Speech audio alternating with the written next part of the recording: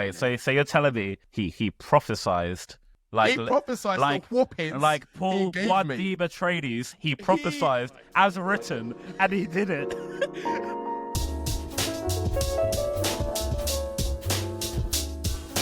All right, hello, welcome back to the Evolve podcast. It's Lewis, and I'm here with the darkest podcaster, Sam.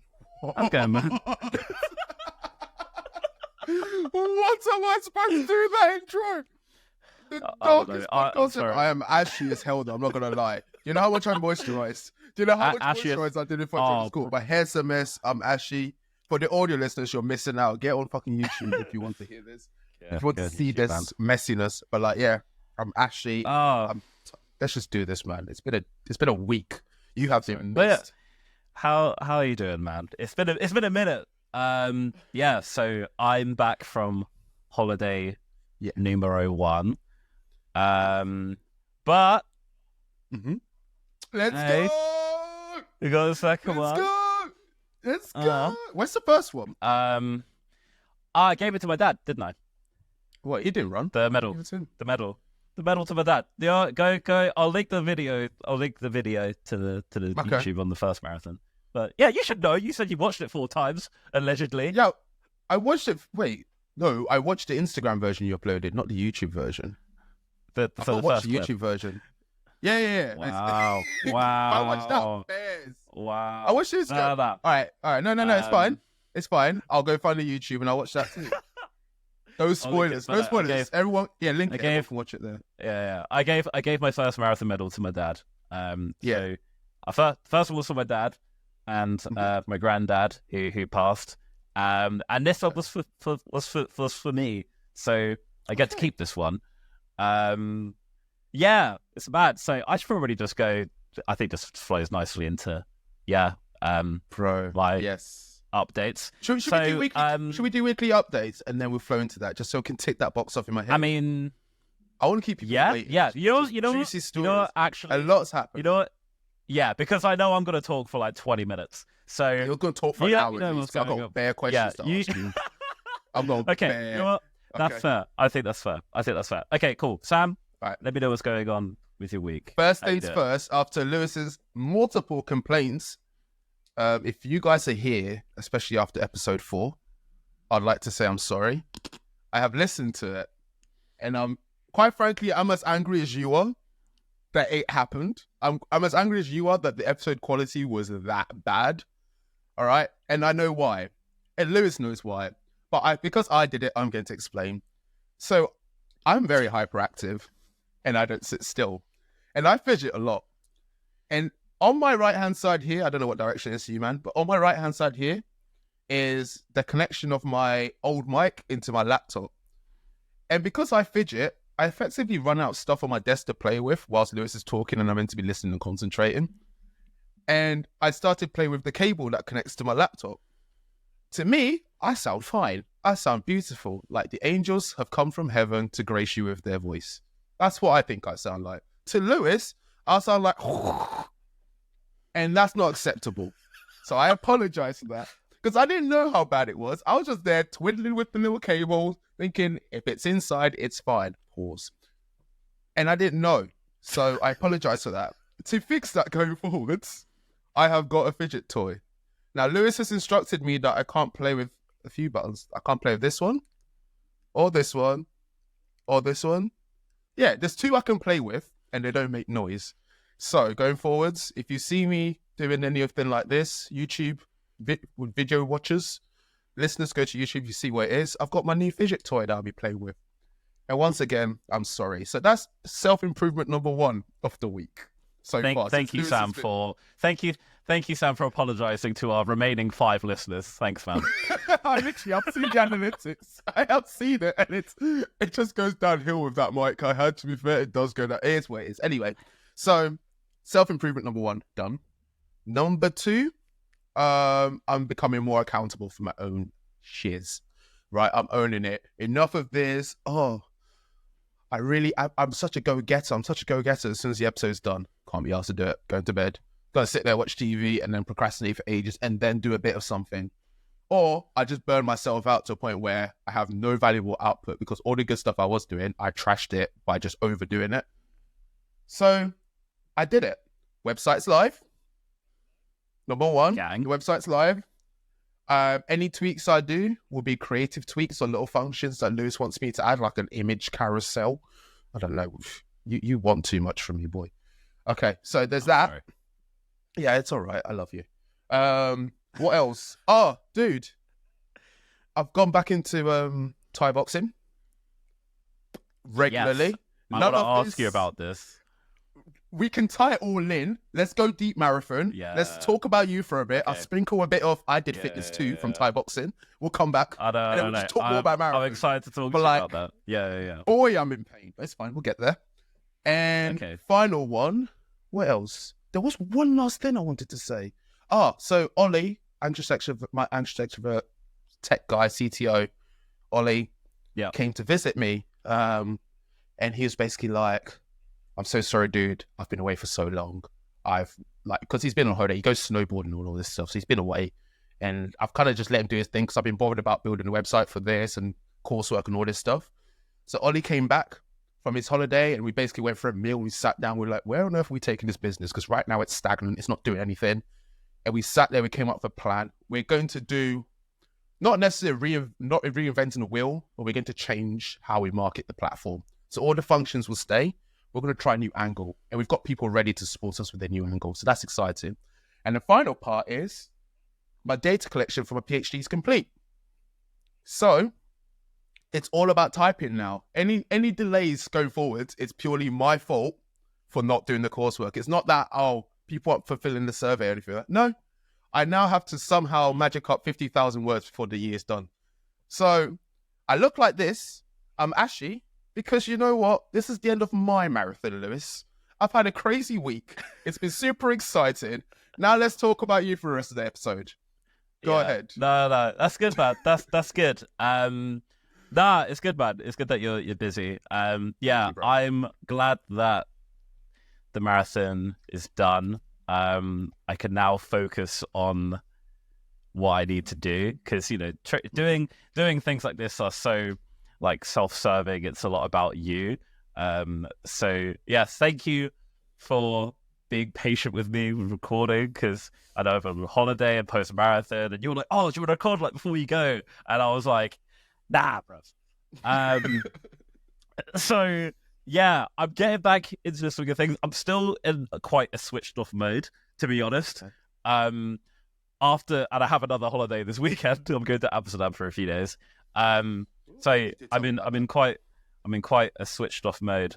So but no, man, I'm actually really looking forward to talking about our topic today. We're going to talk about again, I've referred to a lot of people who I knew were successful growing up, and again, I know that they all value exercise as part of their routine, and I've looked into your Bill Gates and Warren Buffett's and things like that. So I think we have quite a good discussion.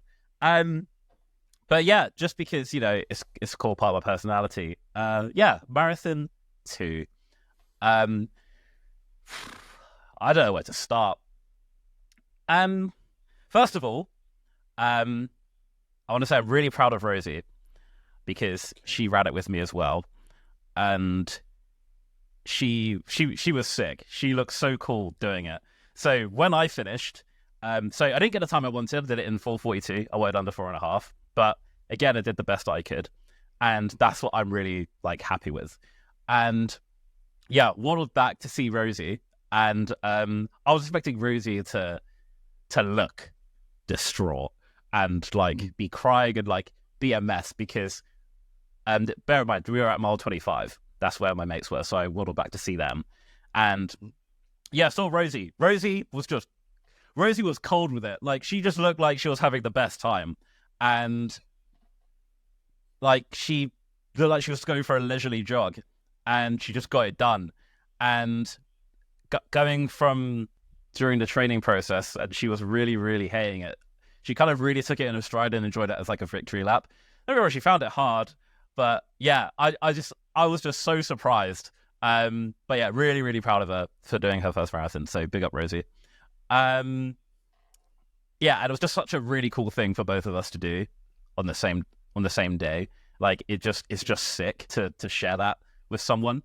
So yeah, no, that's like was really, really cool, because it's just like a few years ago I like would have been like, let alone doing a marathon, but doing my second one with your partner as well. It's like I was like, damn, like this is actually like sick.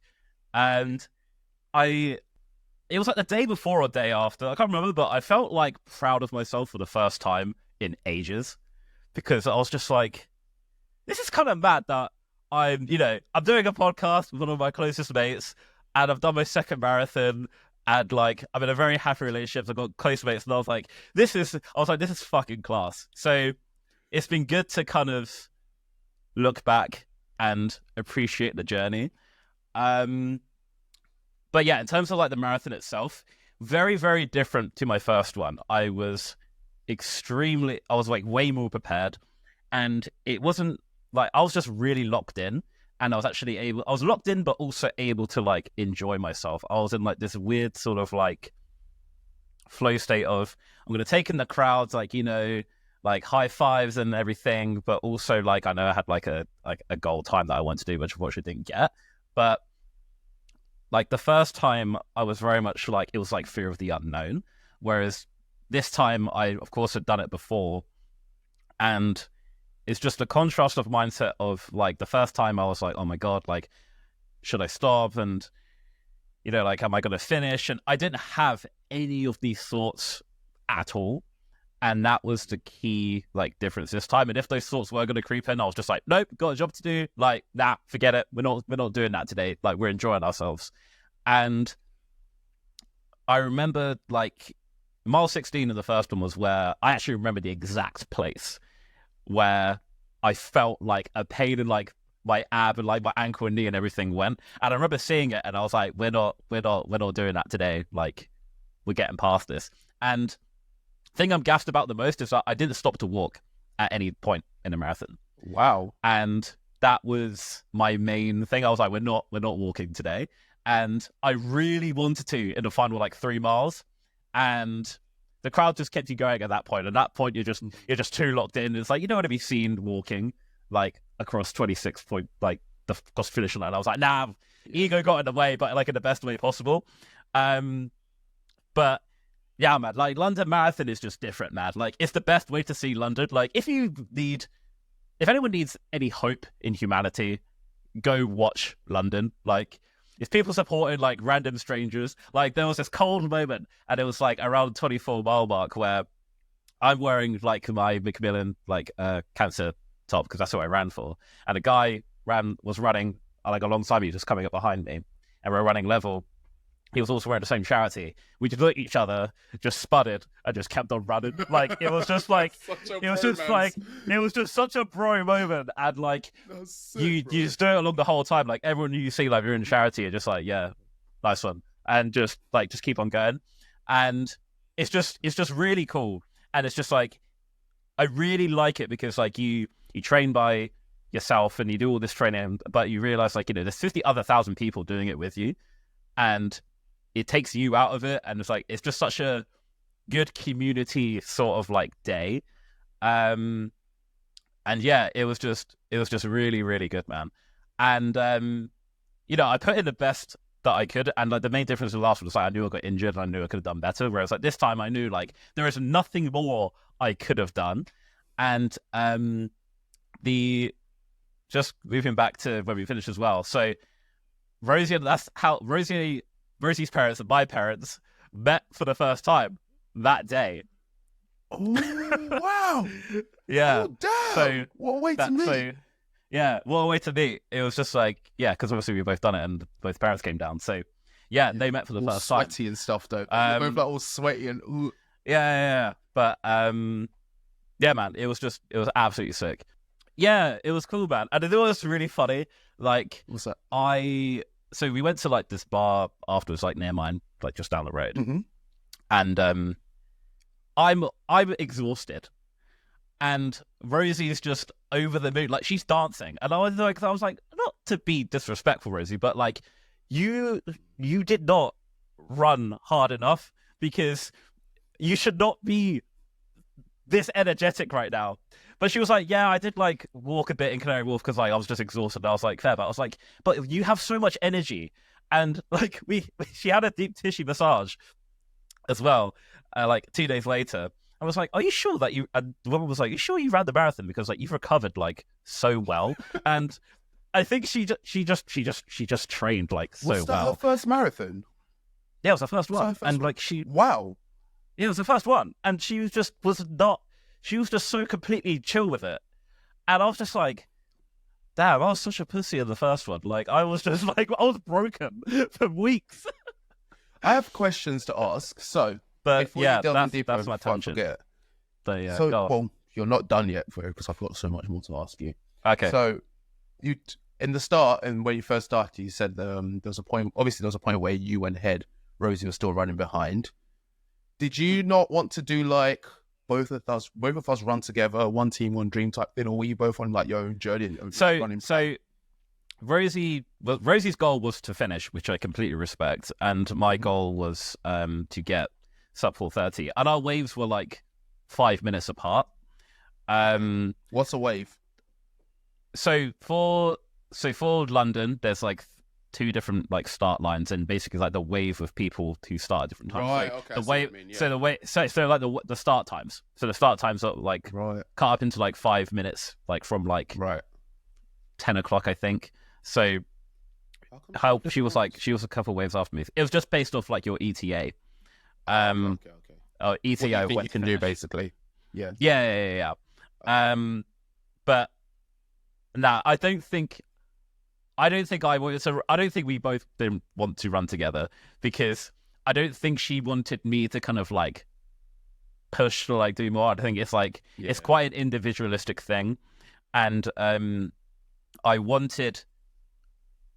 think we both wanted it to be like individual thing. Although it's a goal that we have, it's quite an individual goal, and what I wanted for Rosie in particular, and I'm sure she wanted the same, is like she wants it to be like all her, and it's like it's her win, and it's like it's not like she's gonna be like, oh, I couldn't do this without I know Rosie's very humble, and she'll be like, oh yeah, you know, couldn't have done this without you and all this sort of stuff. And I was like, yes, you could, because you have done it without me.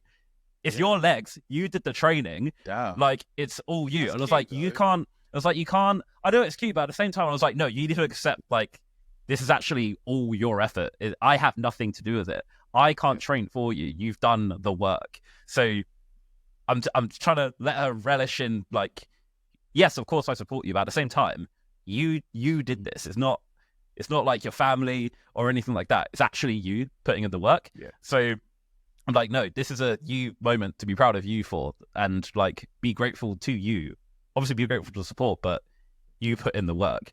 So yeah, that's why I didn't want to run, one, for the time, because I was like, we have different paces. And also I was like, this is very much, I want this to be like I don't want to take anything away from it. Let her have her moment. Yeah, absolutely, man. Yeah. And like we both did. And just quickly, I want to thank my friend Amber, because she made like marathon signs for myself and Rosie, which are very cute. And she was like, you got to mention this in the pod. And I was like, I will mention it in the pod. So thank you, Amber. Shout out Amber. Thank you. Cutie. Shout out Amber. Thank you very much for the signs. Nice for coming down. Oh, that's cute. That's nice. But yeah, any further questions? I'm sure there are. I do have more. So it's okay. It's okay. I'm not, you know, your Mo Farahs of the black people. You know, I'm not built for long distance journeys. I am built. I almost spat everywhere. Can't say that. I am built for speed and power, not for longevity. Okay, I'm here for a good time, not a long time. And one thing I know I would have done is after mile 1, for sure, I'm walking some of that. After mile 1, so I want to get an idea of. You told us what the physical aspects was, right? The steps. We went back, Kiki said hi to Rosie and my friends. We kept running. The mental aspect is what I want to dig deep on, because I think that's how that's where the connection to your drive to do better and on the business scale. That's where I think we can make it. Tell me the mental, repeat the same path, but let's talk about what's going on in your head on that part. Yeah. First of all, first of all, you're not walking after 1 mile because you're too stuck. Sure, I'm walking. So let's You're right. You're right. Let's get that. You're right. Shit You're right. immediately gone. I'll be sprinting. In terms of, Go on, bro. so you kind of wanted me to delve into the mindset like throughout the miles. Yeah. Is that what you mean? Yeah. So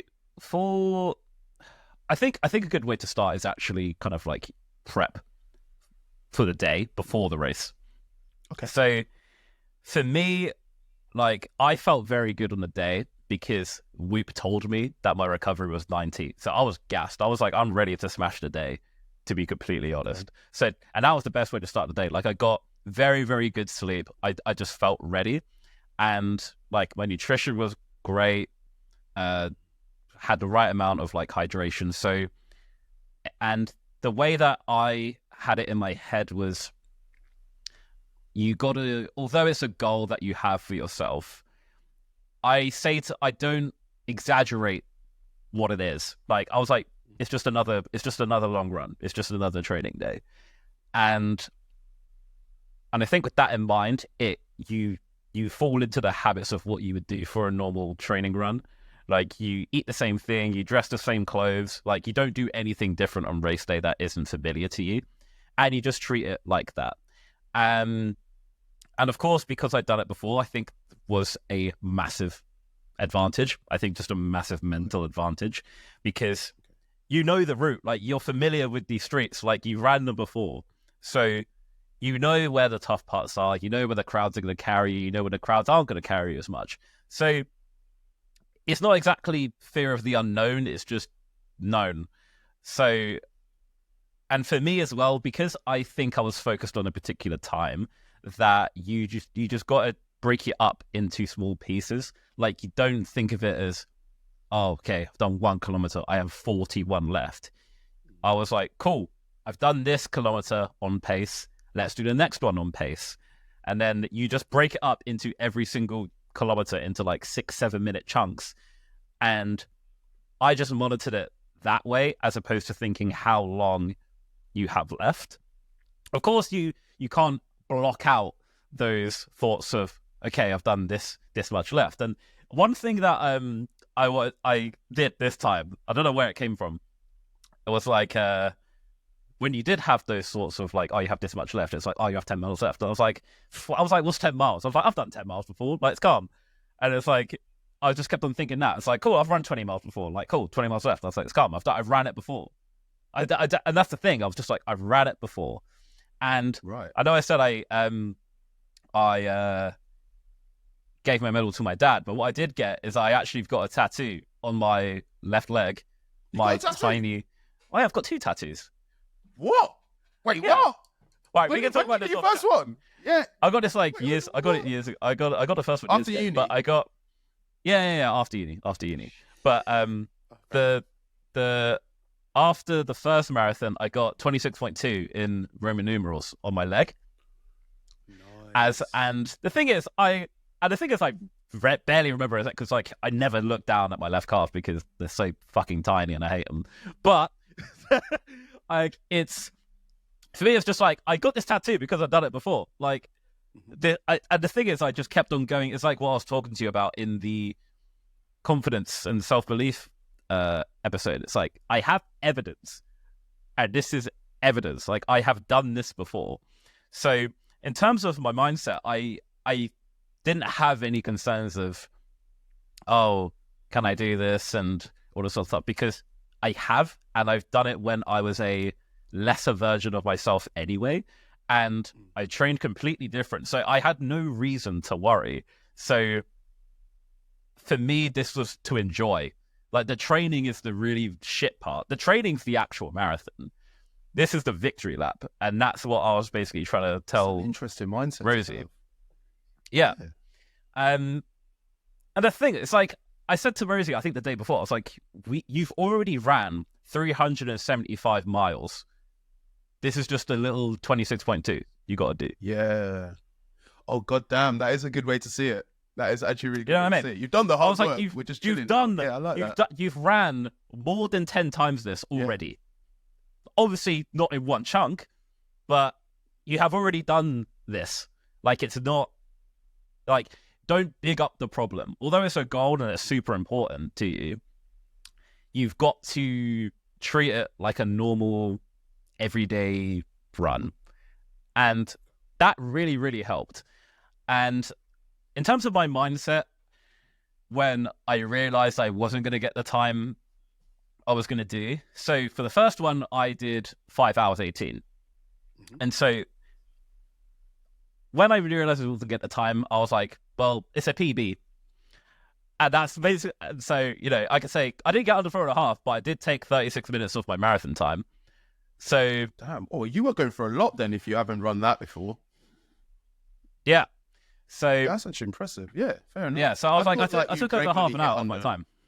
I thought you'd no. get under 4. Oh, okay, fair enough. No. So, yeah, I hit 5 hour 18 the first one. So I was like, well, at least it's a PB. If I got worse or over the 5 hour mark, I would have been pissed. And I said to myself, I was like, worst case scenario, I'd get 4:45. So this wasn't worst case scenario. So yeah, man, it was good. And the thing is, it wasn't like I was way like mentally better. And I remember the first time I done it, I was like so exhausted and delirious, like couldn't think straight. Still had like a little bit of that, but I was pretty okay. And yeah, it was just been good to switch off and, you know, go on a holiday, spend some quality time, indulge in food and things like that. So sorry. I'm very bad doing that. So many more questions, Louis. Sorry, go ahead. Okay, so there was a bit where you said you saw your friends, and how were you? Were you already like in the zone when you saw them, and then you had to go back? Like, were you already like locked in, so they didn't really do much to kind of boost you, or was there an extra boost from seeing people who were close to you? I knew they were there. They were at mile 25. So yeah. I knew I wasn't going to get the time I was going to get anyway, and I was because I hadn't walked at any point. It was great to see them, but I was locked in at that point. Yeah. And my parents were there as well. Like, they were slightly like further up, but I couldn't hear them because I genuinely was just locked in at that point because I was just like, I just want this done. I know that the first time I was very much like, this gave me a huge boost, and that last mile was like ace. Yeah. But I was very much like, I saw my mates, I did hear them, and I you know, waved, whatever. I didn't stop to like hug and you be like, oh my God, like I wanted it done, and I was just too locked in. And that's the first thing. To get a good time as well, right? Like, you're not gonna like, and I knew when you've got time to. And I knew I was under pace, and I was like, I just want to do what I can and just get it locked in. And my dad said, like, yeah, if you stopped, I would have told you to run and like get it done because you know, because my dad was rooting for me to get my time as well. Sure, man. Why didn't I? Oh, I hate my life. I should have been there. It's fine. I'll see you do yours. I should have been there to surprise. I forgot what I committed to.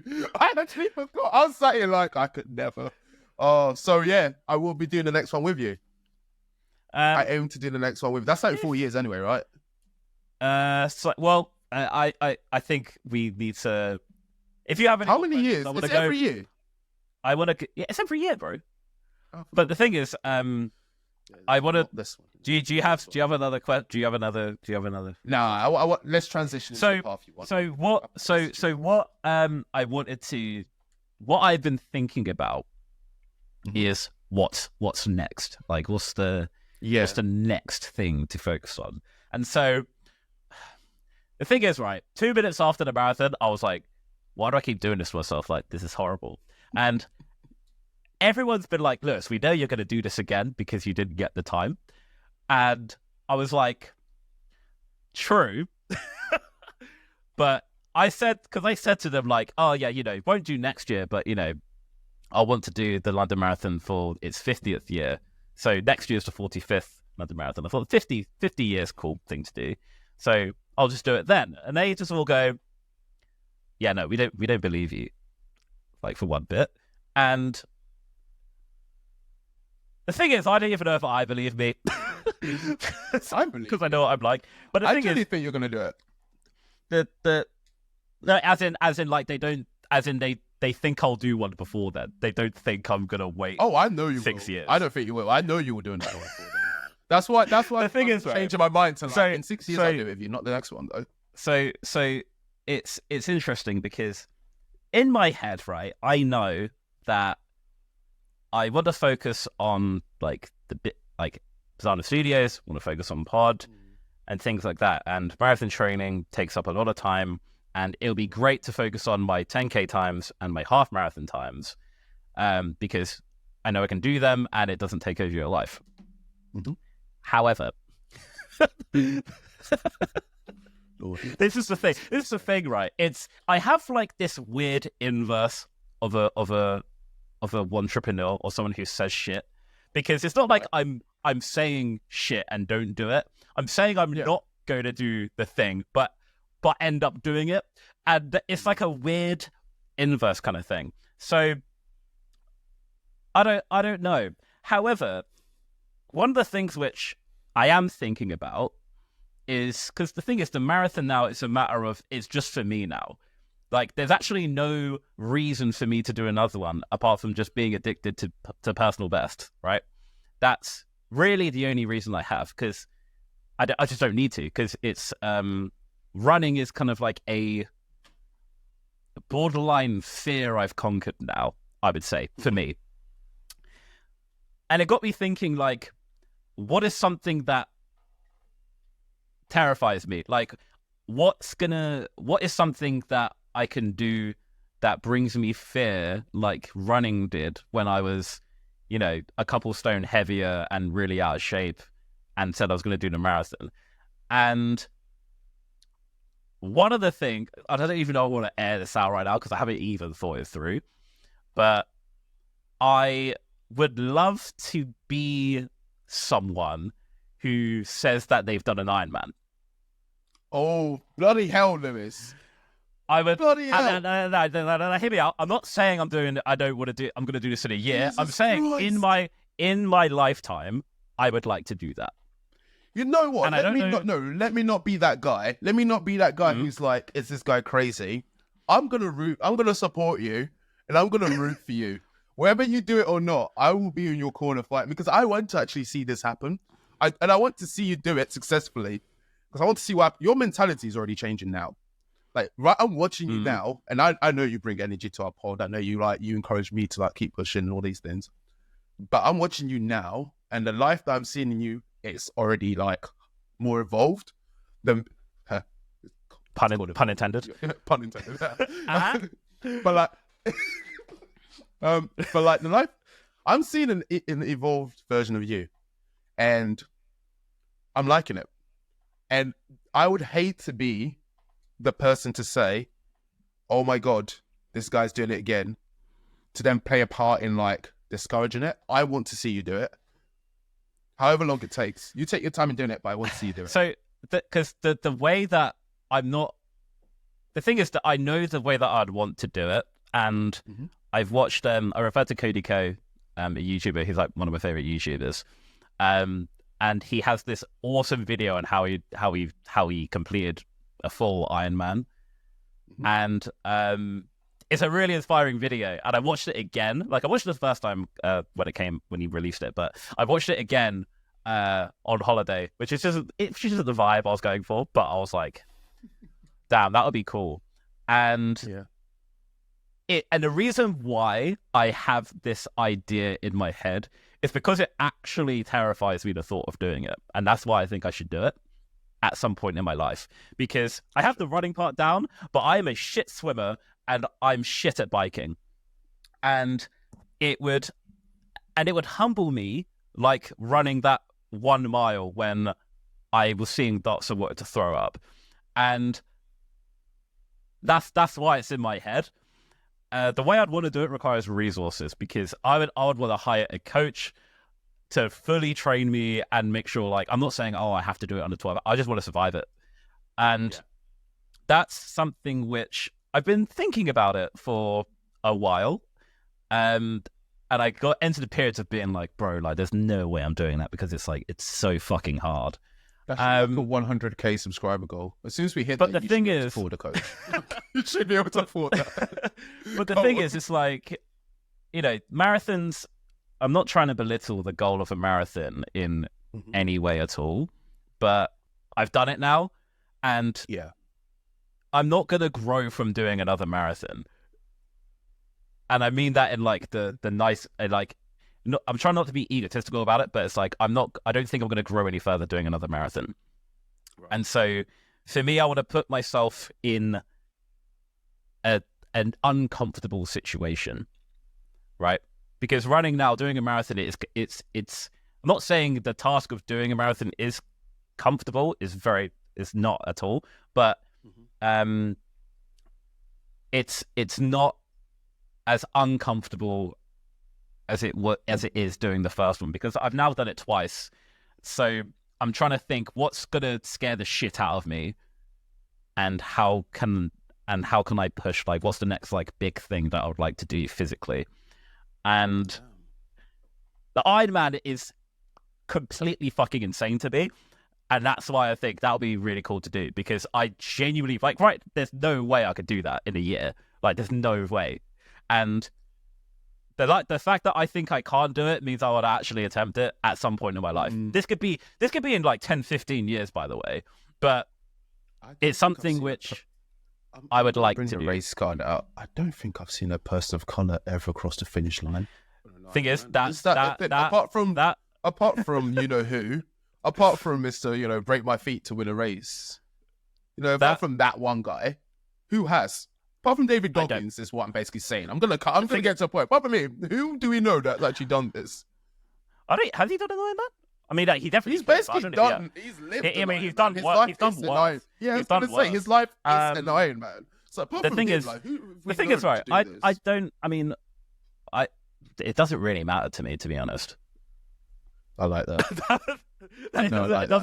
I don't even care. Like, I really don't. There'll be people that have done it. But the thing is, if it's like there's no black person ever to have done an Ironman, I'll be like, cool. There's going to be one then. Like, that's like, I don't care. Lewis, I'm Googling it right now. I can't see one picture. What's happening right now? I can't. Oh, no, okay. I typed it wrong. This. Did you type? There's like one guy in the background of one of the pictures. Yeah, that's calm. Like but there's a few. I don't know. I just think you need to do stuff that scares the shit out of you. And at the moment, that's the thing. Like, it's not the running part of it, but it's the swimming 2.4 miles and biking 110 miles, then running a marathon that scares the shit out of me. I hear that. One of the things which I was typing down as well, I put in our notes like triathlons and stuff like that, because obviously like the Ironman is like the biggest triathlon. So I don't know, that's something which I'm thinking about delving in, because like thinking about Thai boxing and boxing again, and that's something I want to do because I enjoy it. And one of the things I know, I'm going to ask you about this, but one of the things as well, and I thought about this like 5 minutes for the podcast. Mm-hmm. Are you familiar with 75 hard? Yes, and Lewis, I wanted to talk about this. Oh my god. Okay. Yes, I think we should do this. Lewis, I think we should do this next year in February. Fuck no! Why would I do it in the cold, Lewis? I don't want to do it hard. I want to do 75. I want to do 75 soft. I want to. You know what? I want to do 75 medium. Can we just do medium, please? No, my flatmate calls it 75 flaccid. I feel like summer is coming. It's a perfect time to be gallivanting outside, right? Okay. I respectfully disagree, because part of it is no alcohol, and we can't enjoy summer. February, I've got this up. February is the best time to do it. Okay, fair enough. I think February next year we should do it. I don't get me wrong, I don't think because I've read a lot about this challenge, and it's not sustainable at all, and it's prone to injury. It's not healthy at all. No. I don't think it's a great idea. No. But at the moment, I'm not gonna lie, I don't think it's that hard. I'm just gonna put myself out there. You're not getting face hard enough. My current thinking is that just because of marathon training, I don't think that this is anything really outside of my realm to do. I really don't. You're that guy now. You've done 2 marathons and you think you're better than everyone. I know. You're that guy now. You've changed. I just don't think it's in my current. With the current training I've done, I don't think it's super, super difficult at the moment. I do think like 45 minutes indoor, outdoor every single day, it will grind me down. However, I think I back myself and think I can do this, right? Because it's not necessarily like you have to run. It counts like walking counts. Do you know what I mean? Oh, so I can just walk to and from the gym. You can just walk outside for 45 minutes and then you could like do weights. So I've done my research into this. Like I'm not saying this without any sort of research. I think I could do this. So I don't know. I think that would be something that would be fun for us to do on the pod. But sorry, I've talked about me for 40 minutes. I've enjoyed it. I have been watching the timer and I've embraced it. And Sam, only interrupted a few times. I want to know, because I asked you a few weeks ago, like, you hadn't done Thai boxing for like a year and a half, and now you've jumped into it. So tell me about your fitness goals, what you're currently up to in that. And you said, you're on your journey. You said in the first episode, actually, you're on your journey to uni Sam, in terms of your weight physically, goal. not mentally, people. Physically. Yeah, I know. But I know you shared with me, because I knew your weight at uni, and I know your current weight, which you disclosed to me. I'm not going to air out your business, but I don't care. Let them know. Okay, fine. It looks even better in the end. Go forth. Let me land. This might be a 2-hour episode.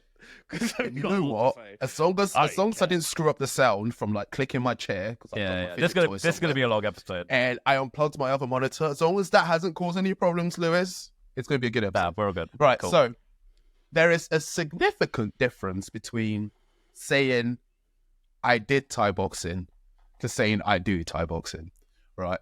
Okay. How I felt mentally when I used to do Thai boxing, when I used to be in the ring, and bear in mind, I really only had 2 bouts. And then the rest were just a crap ton of interclubs and lots of training. But I did 2 bouts and technically undefeated. So we take the wins, we keep stepping. And I took the memory from then and I bring it to now. So when I think about I did Thai boxing, I still think I can defeat like 3 man on 1. I think I would still win the fight. Like in my head, I'm locked in. Like I'm imagining all the stuff I did then. And because I could do it then, of course I could do it now, Lewis. And who's going to stop me? Who's going to stop me, as Kanye would say. No one is. And I went to training.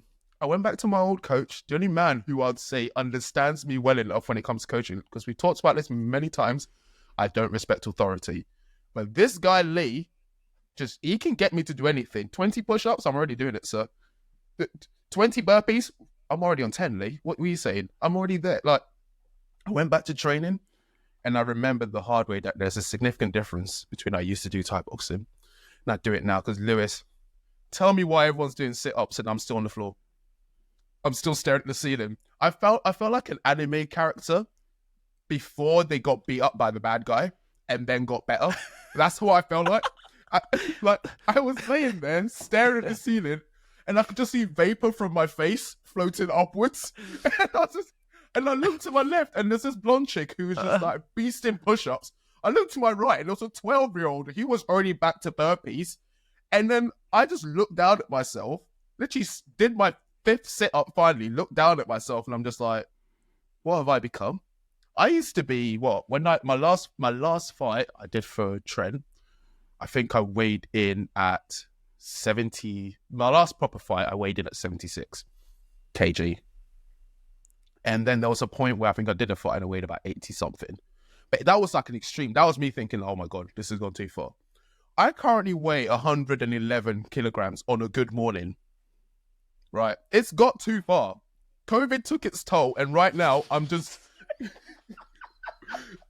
All I could do is I'm laugh. sorry. I'm not gonna lie. I don't mean to laugh. I'm sorry. I'm really. I laugh sorry. now because it's ridiculous how far this has gone. I'm saying 111 on a good day, meaning on average, I'm like 112, 113 kg. I'm waking up, looking at myself in the mirror and just being like, where's it all gone? Or where has it all come from? I blame COVID and a lack of motivation. So yeah, long story short, I've jumped back into Thai boxing. My coach is amazing and I'm in lots of pain. And I've already thrown my back out. I don't care. No more pauses. Let the people shame me. Okay? I'm ambitious. I deserve this. But yeah, it's been wonderful.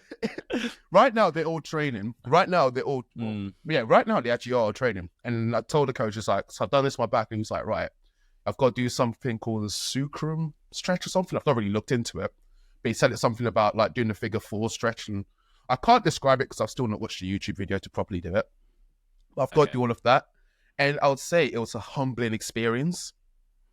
Mainly because I had all these fantasies in my head. And I think it was Terry Crews or someone who said this in an interview.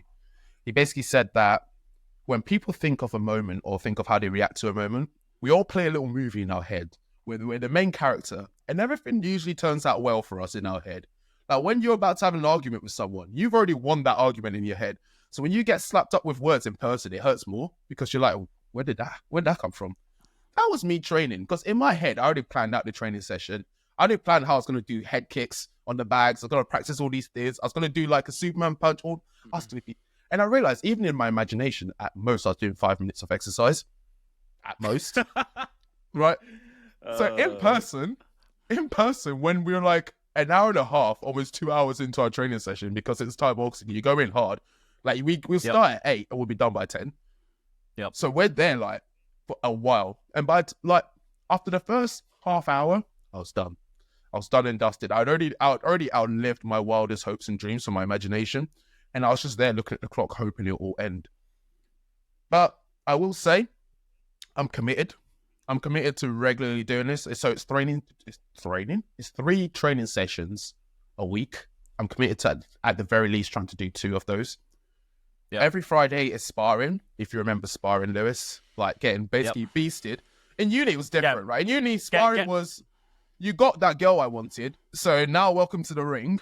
Let me show you the levels. And that was basically sparring sessions. It was basically beating each other up. But it was okay because we were sparring each other. Was folded like IKEA flat pack, bro. Like every week. I mean, the thing is, you need it. You need it. But sorry, it's humbling, but it was so humbling. So we did our workout Monday, Wednesday, sparring on Friday. Monday, Wednesday, obviously hard because I was the exercise partner. I was more disappointed in myself because I lift heavy in the gym. I lift usually quite heavy, I'd say, for the average person. I don't want to brag too much because I'm going to say the weights and then someone's going to listen and be like, well, I do twice of that. Good for you. Shut up. So let's say lat pull down, 250 kg for sets. Easy. That's fine for me. Bench press, that's 120 kg. Bench press, easy for me. Bicep curls, I'll do like hammer curls, 38 kg each hands. Calm. Like in my head, I am Superman. I am Black Superman and I've landed. Who needs my help? I'm here now, right? So I've turned up for this fitness class thinking this is going to be easy. Like I said, the push-ups was like set 2 of push-ups. I was done. Then this guy had me doing like lunges. I was already done on the push-ups. Why have you got me jumping? I'm done. So I did that on Monday. Wednesday, we did another fitness session. And Friday, I thought, it's sparring. At the very least, let me be good at beating someone up. At the very least, if my fitness is dead, that's fine. Let me be good at hurting someone back. Hell no. Hell no. I learned the levels. There were people half my weight, and literally half my weight, because there was only one other gentleman who was near my weight. And even he wasn't as heavy as me. And he was folding me. There were children folding me, Lewis. People were folding me. But I did learn one lesson, though. My problem is my ego. It really is. And throughout this whole experience, Lee was pulling me aside each time and being like, when you need to take a rest, you take a rest because you've only just come back after like, I've not been off for a year and a half. I worked out. I've been off training since we finished, since you left uni. So that's like what, 6 years ago? That's 6 years. Yeah. So I really stopped training around the time you left uni, let alone when I was still there. I barely went. And then I've gone to like the gym every now and then to do grappling with my mates and then hit the pads. But I've never done like proper training like what I'm back to now in a very long time. So damn, I basically learned that I need to learn to park my ego aside and just really embrace the process. And Lee sat me down. Well, he didn't even sit me down. He laughed at me first, and then he basically just went, "You need to pace it out, or you're gonna hurt yourself." Yeah. And respectfully, he's right, because I've done my back in now. So I'm basically going to do my stretches. I'm going to go back on Wednesday. But today I'm going to go for a run. Like a nice steady jog. Good, man. And I'm going to try and get 5K in. I'm going to struggle, but I'm going to try, because I feel annoyed with myself that I couldn't go training today. Yeah. And I haven't explained it to Lee, but I think he knows it's because I've done myself in. I didn't want him to be right. I've not explained it to him, but he knows. Deep down, he knows. So, yeah. Oh, man, that's interesting, man. There is that. So, yeah. I wanted to go into mindsets, but I think that conversation is going to come slowly in this. Yeah, absolutely. Yeah, I mean, I think it's going to be a 2-hour one. I wanted to. I think it's. You know what's interesting? Because like, I've been there in both senses of like what you just talked about. Because when I broke up from my previous relationship, I went back into Thai boxing, and again, I was like, yeah, like this would be cool to like get back into everything like that. And like, it was like a 2. I just walked into like the general class, and I was like, yeah, this is calm. And like, I got paired up with like the best guy in the Thai boxing gym, and I was just holding his pads for rounds, and like my arms were red and my shins were red, and I was like, damn. But you know, you just kept going. So yeah, I sympathize with you, man. And it's like, for me, when I went back, and I think this kind of helped with like my understanding of like, what does a healthy person or a healthiest version of me look like? And it's like, because I used to just, again, just like go to gym, lift weights and be like, oh yeah, this is cool. And like, you know, it's great. And I think that's great that, you know, you can lift as heavy as you can. And I think, yeah, because I know you love your weightlifting. But the thing is, for me personally, and I think people might disagree, but like, I don't want to be, for me, healthy isn't like, cool, you can lift like all this weight, but if you can't do a 5K, are you really like, it's not, you need to have a well-rounded view of what a healthy person is. Like, I don't want to be someone who's like, is just jacked and like, you know, looks great, but can't do a run or like do like, you know, do like, I think you need to have like a full-on, like well-rounded view of what healthy is to you. Some people don't care about like cardio and stuff like that, but I think you need to have like a good balance of like, you can do the cardio as well as the weightlifting, because it's both sort of like systems, right? Because cardio has its own value for like your heart and things like that, as well as having muscle and, you know, body fat percentage, all those sort of things. So for me, when I like was just going to gym and everything like that and like lifting weights, and you know, that was really good for me. But also I think for me, it's how you can manipulate your own body weight, essentially, is how I view my fitness goals. Because calisthenics, yeah, because calisthenics. It's okay, Sam. Yeah, it's hard out here, man. It's hard for these people. Words are hard. It's okay. Too many symbols. But I, again, it's like I kind of wanted a well-rounded view. So I am going to go back to the gym and start lifting weights, but I think it's much cooler, you know, to be able to like, you know, do pull-ups and handstand push-ups. I could never be able to do that, and like be able to like do loads of pull-ups and muscle-ups as opposed to getting over-obsessed of benching over 100 kilograms. In my opinion, I think that's a lot better. So I want to keep like a well-rounded sort of like hybrid sort of workout regime of, I can still do a 10K at ease, but also I can lift weights. So that's kind of like my view going forward. And I think, again, because you thought because you could lat pull down like 250 kg and all this sort of stuff, you thought like, you thought you would just be wham, and you could equate that to punches, and that's just not true. I beat my tricep PB recently of like tricep push down or whatever you call it. You don't even go to the bar, you do that. Yeah, tricep 59 kg. I've never done that, and I beat it up 3 sets of 8. Like, Lewis, I am Jesus. Why won't the world see me that way? Why won't the Thai boxing ring give me the respect? Okay, I am built different. No, I'm joking. On a real note, though, it was really humbling. Like I was saying, my ego was in the way, And my ego's in the way when I'm in the gym, and that's why I lift heavy. Sometimes I lift like low weights, and then just in my head, it feels like, what the hell are you doing? Like, you lift heavy, and just get used to doing more reps of heavy. And doing the Thai boxing thing really brought to light that me thinking I'm getting stronger because that means I can protect myself and those close to me, and I'm more of a human, and I'm like, you know, I'm more evolved. Me thinking that was my path to that was wrong. And I think it's like you were saying, it's definitely a healthier approach to be able to do more with your body in general, rather than to be able to do more with another object like weights. It's just being able to do more with my body, and that's what I'm going for now. Monday training, Wednesday training, Friday sparring, and now I've kind of like looped in Saturday or Sunday like heavy weight session in the gym.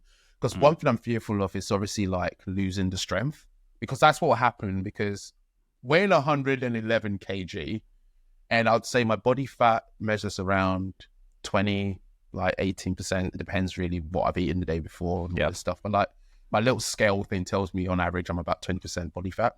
I've gained a considerable amount of strength with the weight I have, obviously, because I'm lifting heavy. Yeah. So I want to maintain as much of that strength as possible whilst becoming more agile. And I think agile is the key term there. I'm not trying to lose weight and becoming like the same as I was in uni, because I've seen pictures of myself then and I was scrawny. Like, I was bigger than some, yes, but like when I look at myself then compared to now, I'd say I look more filled out, let's put it that way. Like, my muscles look better now. So because of that, I don't want to lose as much of the size. I just want to become more defined and more agile. And that's the goal we're going for. Now, I can see already in myself that I am becoming more mindful, more aware of my achievements. I'm becoming more focused since I've been doing Thai boxing, especially. Like, I'm in the zone when I'm in the zone when I'm getting stuff done. When I finish training session and I'll be like, I'm too tired. The next morning, I'm at my desk and I'm actually doing work. I'm actually coding the website. I'm hitting hurdles and I'm not sat there blanking and stressing out. I'm like, great, let's solve it. But like before, when I used to say this, I'd be speaking from experiences that happen every now and then. It wasn't consistent, like, oh, I'm pushing. It'd be like, I'm pushing and then I'm drowning. But now it's like, I'm constantly like I'm jogging. I'm not sprinting ahead. I'm jogging ahead at a consistent pace, and I'm able to achieve things. And I will take it back to Friday's sparring match was the biggest reminder, because I learned very quickly that although I can't maintain a high pace for long, if someone else pushes me at a high pace, I just kind of relax, hold my guard, slap them back. Like, sometimes you just got to smack someone, you know, like, sometimes they come at you hard and I'll just like jab him in the face. And like sparring, as much as I've like cried and pretended like, oh, well, I'm not pretending, but as much as like I've complained about how like it's been hard and I was getting slapped about, more often than not, I was beating other people up. Or beating up is the wrong way to put it, because they're my sparring partners. I was giving it back harder than I was getting it in some cases. Like, if someone, let me pause and rephrase. So if someone in a sparring match, and Lewis, you know this, you go in with the common agreement of, we're sparring, we're here to train. Yeah. But every now and then, someone will get a bit egotistical and sparring. And you just be like, exactly. And then you just got to remind them that I can fight too, but that's not what we're doing today. But you don't do it as in like, you don't complain. You're not like a child. You're like, oh, you hit me hard. You jab them. You do everything. You kick them hard, just one, and then like they'll be like, oh, and then you'll be like, all right, let's calm down together then. Let's get back into basics, right? So that happened once or twice with a few people. And I think with age, with developing, you know, into the people we are now, compared to when we were at uni, when like there were girls in the sparring room and we've got hard work. You got to work hard now because, you know, Fitty's in the other ring and she's watching me and the Ocean's coming. I've got to link over sometime, you know what I mean? Like, I can't let her see if you get smacked up by some like first year. I'm in second year now. You're in second year, girl. Let's meet up in Ocean. Know what I mean? But yeah, there was that mindset. And the memories took me off the train track. But I'm back. So yeah, there were moments where I'd give someone like a stiff jab, and I realized that it's a bit weird how I connected the two dots, but I realized that a lot of things are still within my control. Other people's actions are technically responses to my behavior.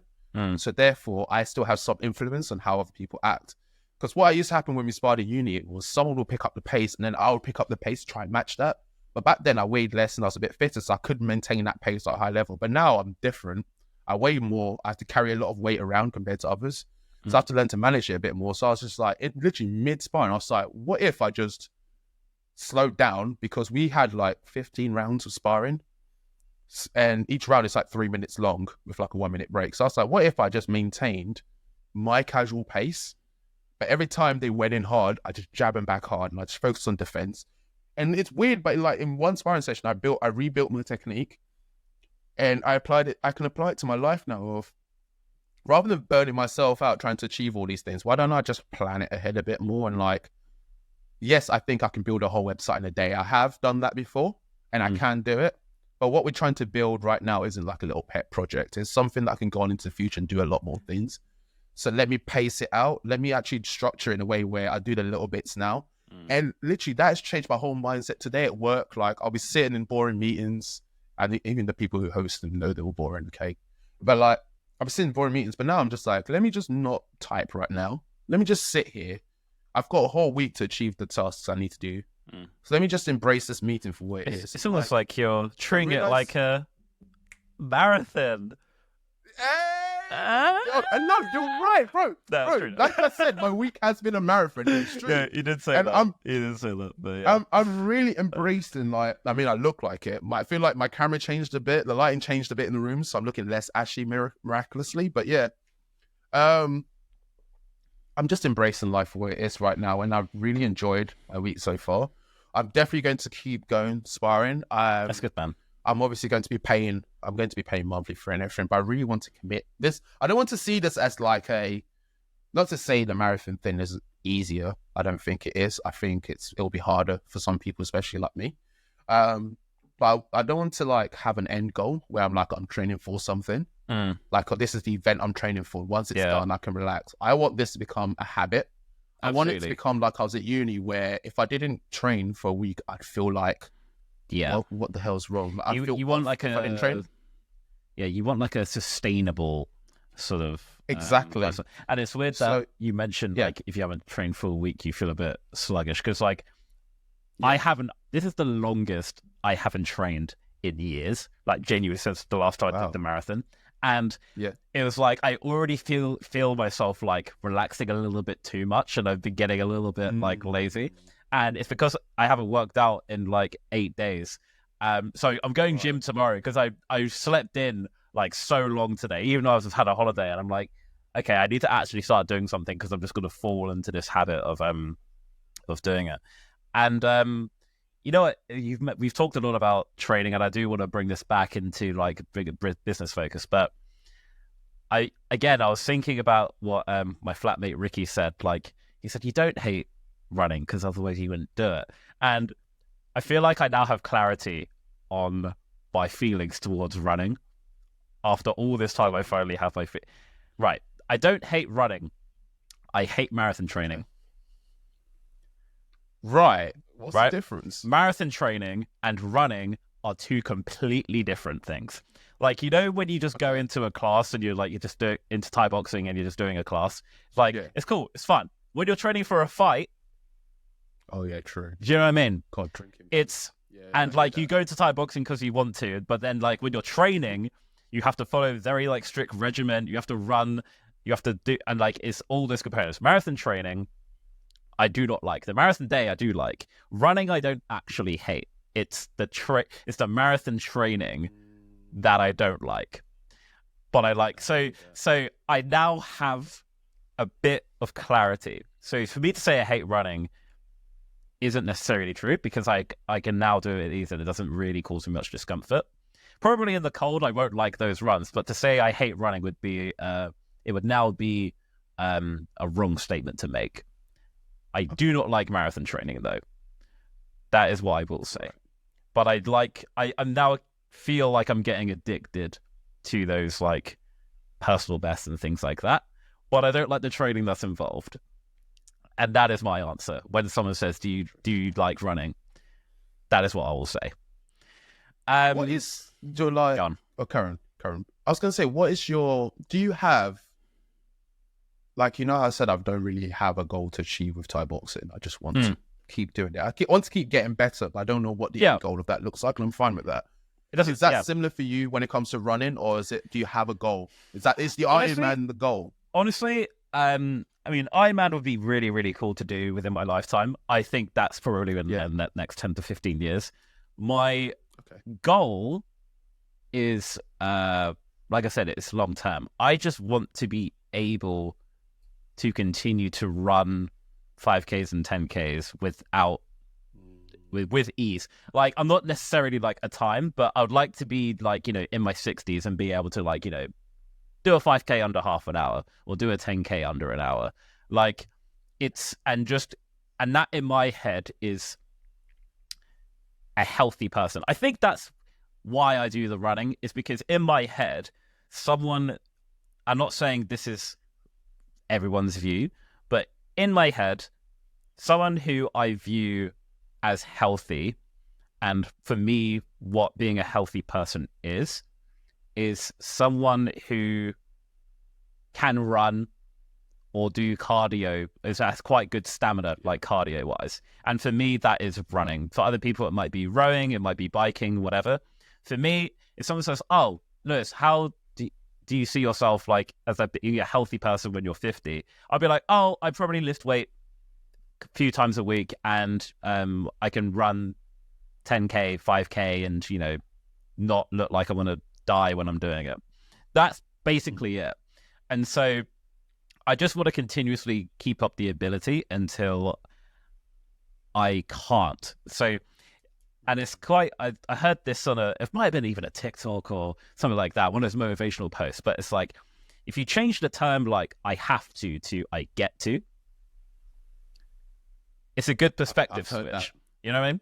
So I've had the same post. I've seen the same video I think you're talking about. Yeah. So at the moment, I get to run. There might be a point where my knees give out and I won't be able to do it anymore. And I'll be like, damn, I remember when I used to run. But that's not going to be today because I'm looking after myself. And I actually I think if you're I had a good chat with a friend of mine like months ago. And he's into like Thai boxing, things like that.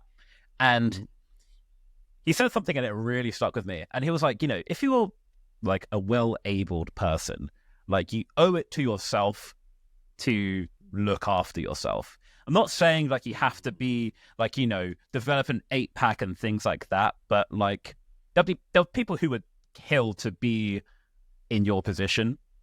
And like we have nothing like wrong, like, you know, all our arms and legs are like working, and, you know, like we're healthy people just because we were lucky, right? And it really is luck. And I think it's just another form of gratitude to yourself to exercise. That's kind of how I view it. And I think you owe it to yourself to look after yourself because there's so many people who would be lucky to be in your position. And that's probably a part of why I, you know, will continue to run and look after myself, because there might be a day when I might not get to. So I'm not saying like, oh, I have to do like, whilst it's actually a privilege to be able to even me say like, oh, it'd be great to do an Ironman one day, because there's some people who will just never have the chance to do it. So as much as, you know, it's always like ego at play when, you know, you want to set these PBs and stuff like that, because it literally is an ego thing, because there's nobody to do it. Yeah, I know a guy who does Ironmans. I went to sixth form with a guy who does them now, I think, actually. And you know what? Definitely, I think he knows me. I'm going to say the first name so everyone in sixth form knows it's Scott. Right. So it's Scott, and hilarious person. He actually went to Trent at some point as well, by the way. Oh, okay. Hilarious. Scott's hilarious, but definitely egotistical. Like, definitely. And I think it's changed a lot recently. From what I see on his posts, I've not actually spent time with him in a very long time, since uni probably. But he seems to really embrace the process of running, swimming, and bike. Like, he really like embodies it. Like the smiles on his face when he's taking pictures. If he's faking it, props to him. He looks happy after he's done. And I'm just looking at that, and I'm tired. Like, I'm laying in bed, I'll see the post, I'm like, I'm sorry. It's true. Tired. But turn my phone off, I'm done. So I'll be so proud of you. I'm proud of you now. I don't want that to like. But I'm really proud of you. Like 5K for me is a thing. Half marathon for some people I've seen is difficult. For you to have gone and done the whole marathon, gone on holiday, come back. I know you went on holiday, took a little break, but you've come back refreshed and still relishing like the positive experience from that. I think that's commendable, and good on you for doing that, man. Thanks, man. Especially for good charity as well. Good on you. Thank you, man. Well done. Yeah, thank you, man. But yeah, I think, yeah, it's been good, man. And like I said, it's just, I'm glad.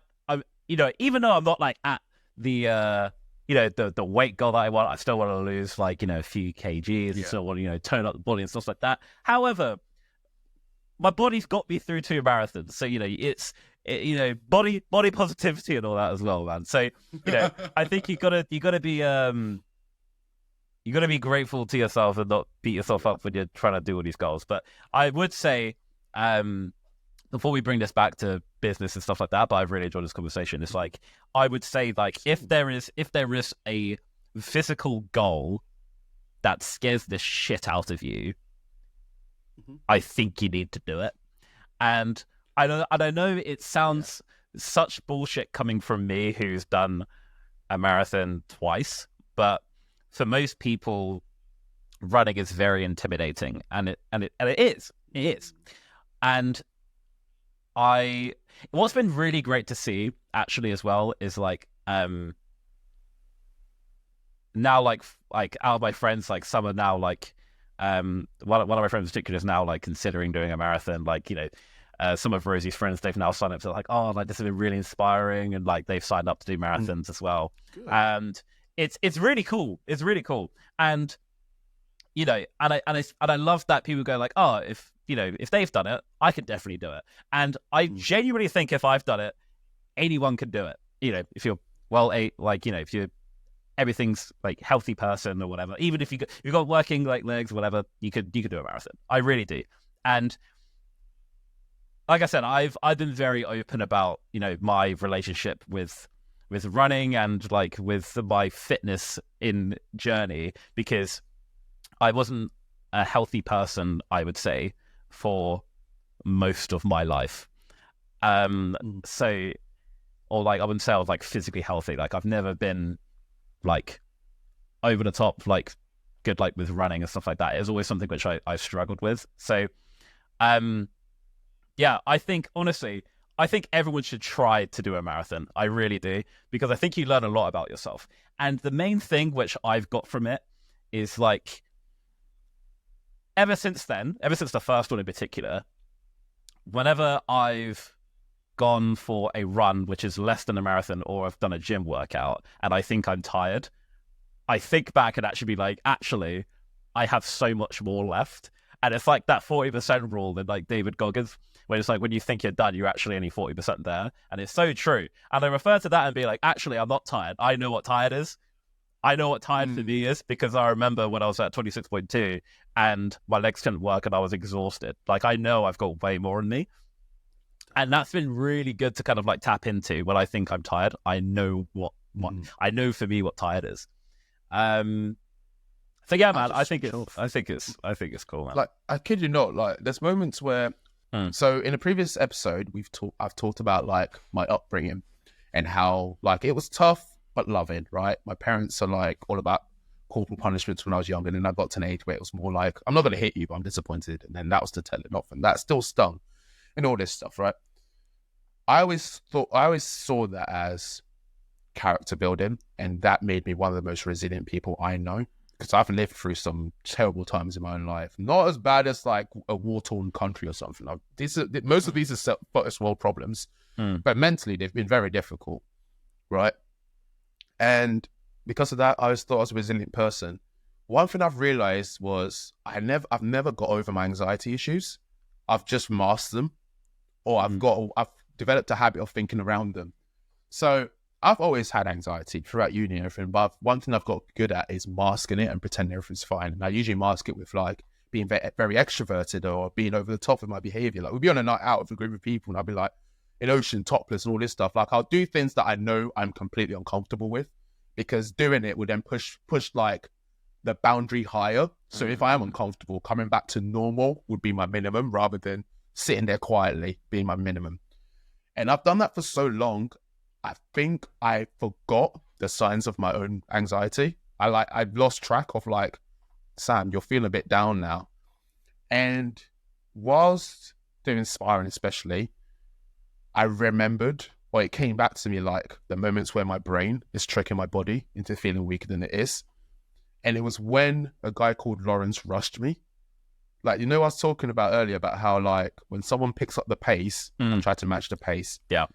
Lawrence rushed me. And what came to mind was, I'm not tired because I know I can do this. Like, I'm not done and out. But as soon as he rushed me twice in a row, it felt like I had done 200 push-ups and then 200 burpees. Like, my whole body weighed heavier. The thought of kicking was impossible. Like, I was thinking about kicking him, but my body wouldn't do it. And it was almost like as soon as I had the realization, it was like someone came up behind me and just flicked the switch on and just went, oh, you can do this. And like, I was just like, oh yeah, hold on a minute. And I was just like banging it back. And I was like, what the hell? But like, it was the weirdest turnaround because obviously to Lee, he was just like, have you just been faking it this whole session? Like, he didn't say it. You can see him look at me and be like, what's he doing? And then Lawrence was just like, whoa. But like, my anxiety has always been there. And as much as I thought I was perfect and I've defeated my demons, or I'm on course to defeat my demons, you know, got a nice car, got a nice job, I'm doing well. There's a lot of self-management that I need to work on. I don't think my anxiety issues are curable. I don't think they need to be cured. I think it's part of how my brain works. Everyone's wired differently. And my measure of like threats and all these things is just wired differently to the another person. Yeah. I've just got to get better at working with how my brain's wired to improve the outcome. It's all about outcome for everyone. As long as I've got a high outcome, it's fine.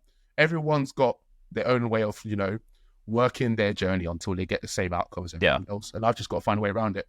So Thai boxing has taught me that the 1 week of Thai boxing has basically made me a sage. And I know everything now.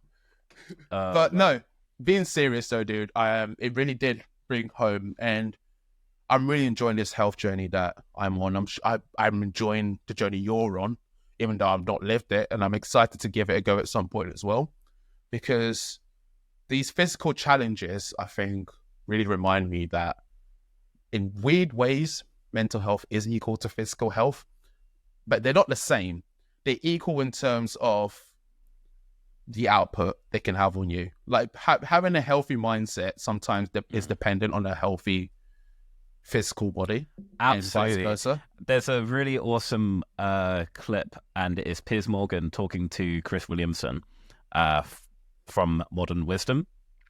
And he said to deal with a mental issue, you should sometimes tackle it with a physical issue. Because like you can't tell someone to outthink a mental problem. That's like saying you should outsniff a cocaine problem. And that's basically how he put it. So he said, and Piers Morgan basically asked him like physical health or mental health, and he basically said like physical health, because you could actually tackle mental health with the physical. And sometimes that's needed. I don't want to say exactly what he said because I don't want to incorrectly paraphrase, but I completely agree, man. And what I want to ask you, I kind of want to bring this full circle because I think we talked about an hour and a half about this now. And I want to ask you, because you said you grew up, you're scrawny, you know, bleeding nose, playing basketball yourself, all that sort of stuff. Sorry, there was no need for me to mention it there, but you know, I think I wanted to mention it because it's going to bring home. Because now, like, you know, you were like the most, well, you still are, like at uni in particular. I was like, you're probably the most physically active person I know. You're like in the best shape.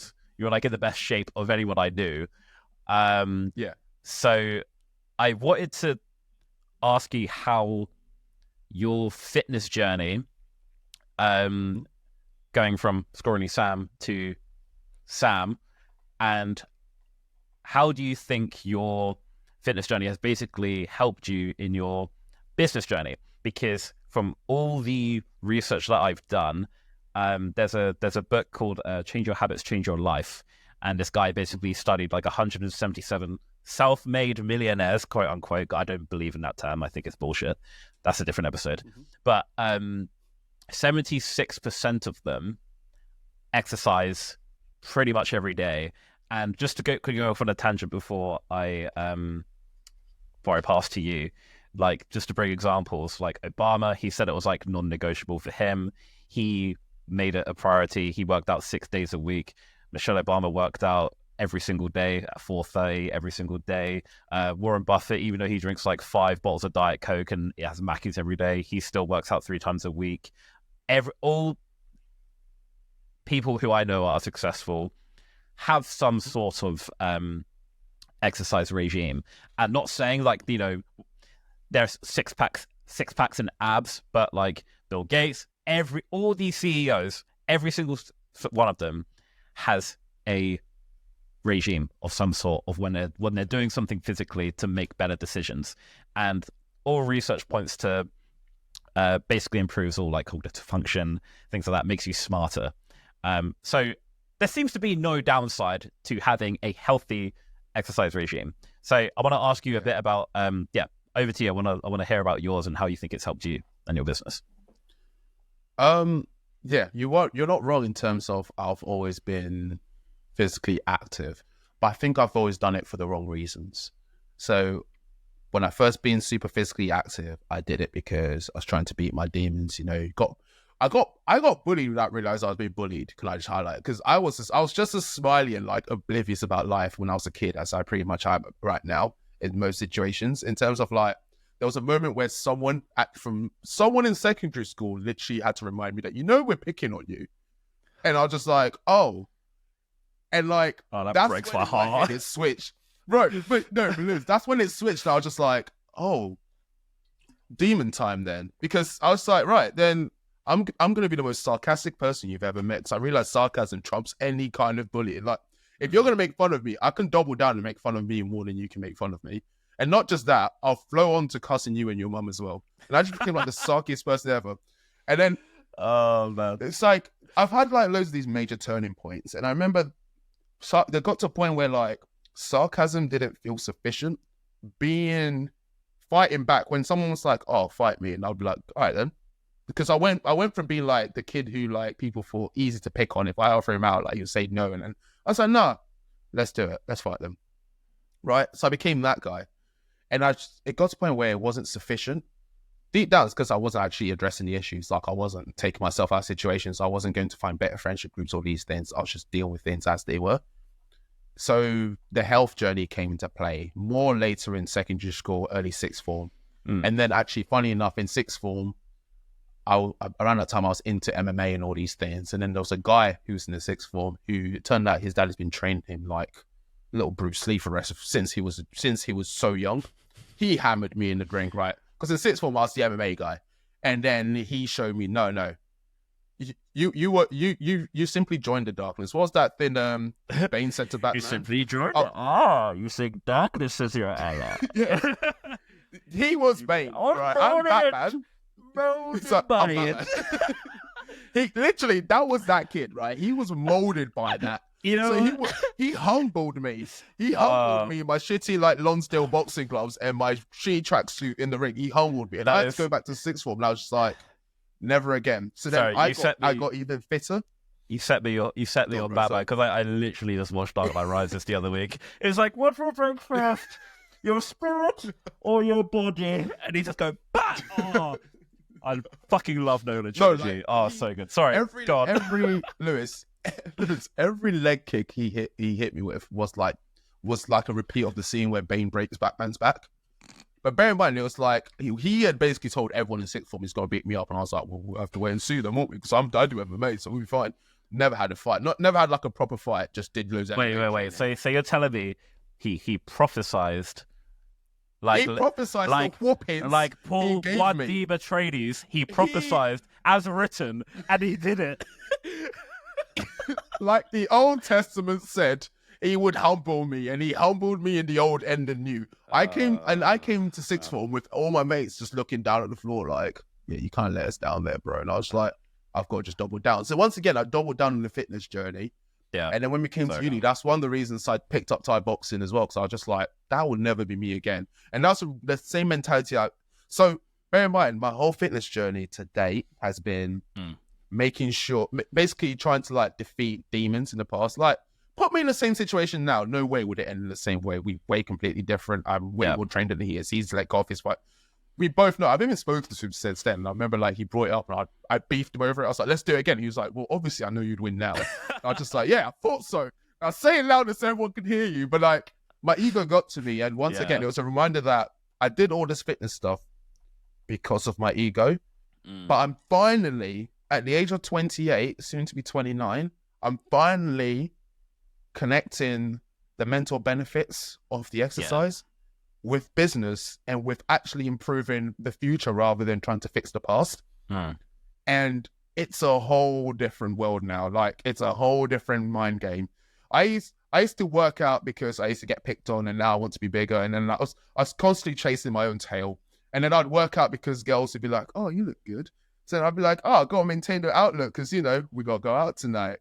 At some point, once again, for the viewers and the listeners who haven't been to train, Wednesday is ocean night. So if I'm training hard on Monday, it's because on Tuesday I'm going to be suffering.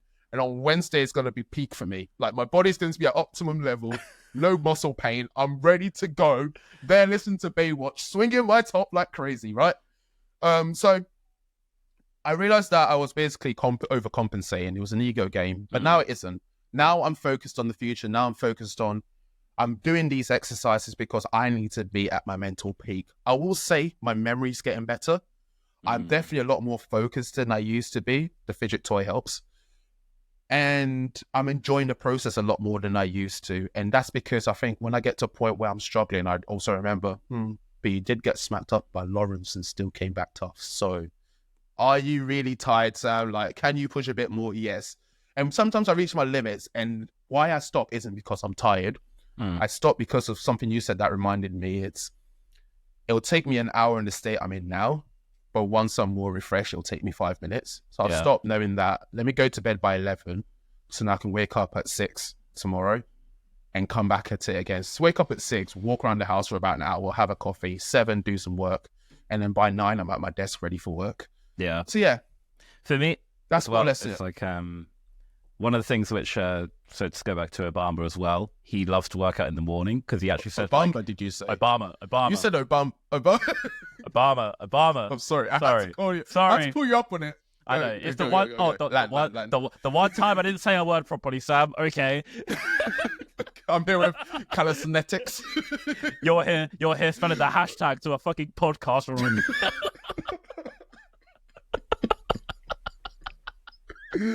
Oh my god, I said sorry. Sorry. Well, sorry. Yeah. So Obama. Carry on. Yeah. Basically said like he'll work out in the morning because he knows the rest of the day he will be more productive. He said I'll be more productive if you give me more workout time. And nice. I said this before in a previous podcast. Like I basically A/B tested journaling, and I went to the gym in between. And I was like, I like my mindset here more than person A. And I just know I'm literally a better person if I work out in the morning. I genuinely am. And I think it's got to do with the growing of the anterior mid-cingulate cortex, which I think is what we're going to go into. Hey, yo. Another episode. Dr. Facey, what's going on here? Sorry. That's some Huberman. What's going on here? It's like your brain. It's like, and basically, it's like your brain. This part of your brain grows where you do things that are hard. Okay. But I think I want to go into that for a whole episode. But what I wanted to ask you is, in terms of like, I think you basically explained like how you find it useful for your business and you get the mental benefits of it. You said your memory is better as well, which I find interesting. But I basically have noticed how this is like I said, it's like change your habits, change your life, because it's true. Having some exercise regime, if you haven't really already got it, listeners, viewers, is basically do it in a healthy way. I even tried to, you know what I'm like, I tried to find a whole rounded view. I actually looked up like, is there a downside to exercise? And it basically is like, don't overdo it because it hurts your bones and stuff like that. And basically don't overtrain. Apart from that, it literally is all up. Apart from if it's just like have some sort of healthy regime. Obviously, don't exercise every single day and overtrain, but it literally makes you a smarter person as well. Like it's all the evidence is there. And I'm not saying, oh, you 100% must run. I think it's genuinely just a balance of cardio and some weightlifting. Just doing something, just moving your body could literally change your life. It changed mine. Sam, there is no way we'd be doing this podcast if I didn't start exercising a few years ago. There's no way. I was a completely different person. Wow. There's no way I would be this person if I didn't exercise. I'm glad I caught you after Marathon 1 then. Yeah. I'm glad I caught you after Marathon 1. There is no way this would be happening because there's a thing which related to my friend, like mentor. He says, like, he wants to work out, get in the best shape because, he wants to get the respect of people in the room. It literally proves like your commanding presence because you have confidence and discipline in yourself. You command the respect of people that you are with because they can literally see it within you. So it's just, I think it's imperative for everybody to have some sort of regime. And I'm not even saying like, oh, you have to be in shape. It's not that at all. I'm not like fat shame or anything like that. But making a habit of moving your body, it doesn't make sense to me why you wouldn't do it because the benefits are all there. And including with the physical regime, sleep is included in this. Because, Sam, how much better have you felt when you've had long sleep after lifting? And you're like, why are my muscles like wham? It's because you actually slept as opposed to working out, getting 5 hours sleep, drinking booze and all that shit. I need to add a caveat to sleeping thing. I do need to add a caveat to sleeping this because at first I used to not rate sleep as much because I would always wake up groggy and tired. No one wakes up ready to smell daisies. Like no one. I would like to meet the one person who, as soon as their eyes open, they're like, "Let's go, let's get it." Unless it's summertime, the room is warm.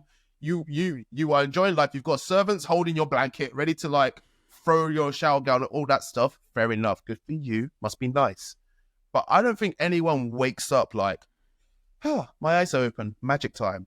But I do appreciate that in the first 15 minutes of waking up early after a good sleep, and once again, caveat, after I've had good sleep, the first 15 minutes are the hardest part. The rest is easy. Once your brain is awake, it's like the day's already begun, you're ready to go. And what I now do is I go to bed early knowing that once I get past that 15-minute threshold of hating being awake, I'm going to be enjoying life again. I'm going to be back to normal. And I remember I used to do this some time back, and I don't know why I lost my way. I used to do it some time back, and really, it did actually bring it closer to as soon as my eyes opened, I was like, let's go get it. Because it's almost like I trained my brain to just ignore that 15 minutes. And if anything, it felt like, it got to a point where it felt like that didn't exist. So I know earlier I said I didn't have a goal.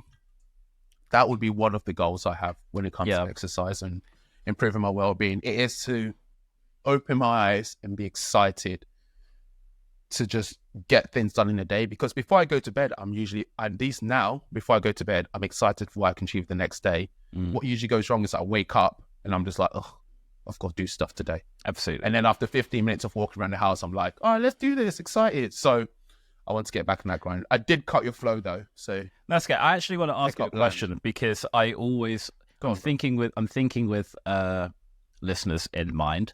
So if there's a listener right now who is out of funk, have no regime, and they want to start, they're literally from zero. They have no idea how to lift weights. They don't know how to run or how to do like anything in terms of like exercise. What is your advice to that individual? Because I have some, but I want you to have your perspective as well. I'm going to need yours because I'm going to try a little challenge after this episode. So I'm going to need yours. Okay.